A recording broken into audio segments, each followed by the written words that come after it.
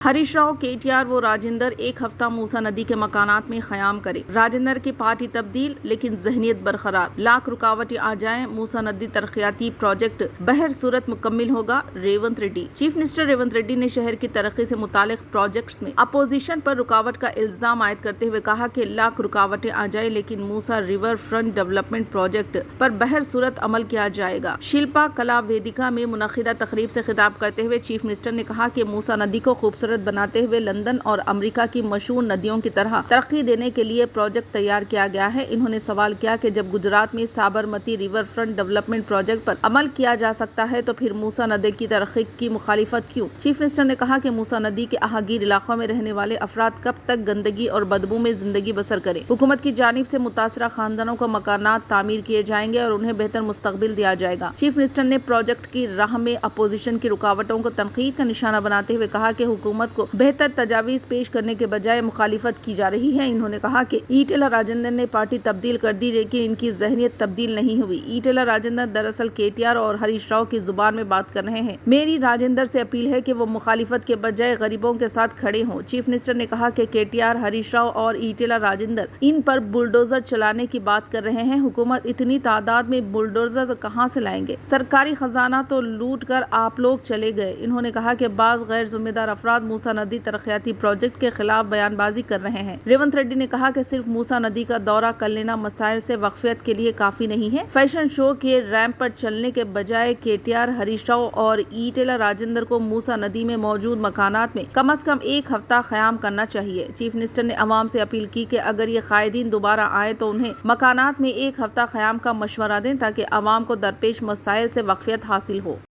कृष्णा, गोदावरी, यमुना, गंगा, సరస్వతి అన్ని నదుల పేర్ల మీద మన ఆడబిడ్డలకు పేర్లు పెట్టుకుంటున్నాం. అవునా?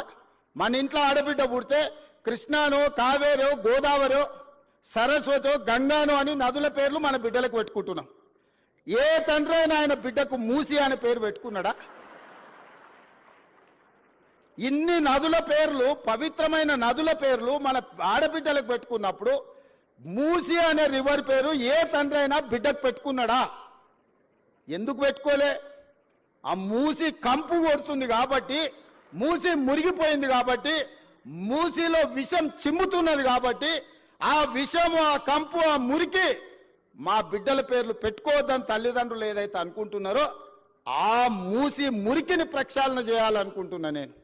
ఆ మూసిని నిర్మాణం చేయాలనుకుంటున్నా నేను.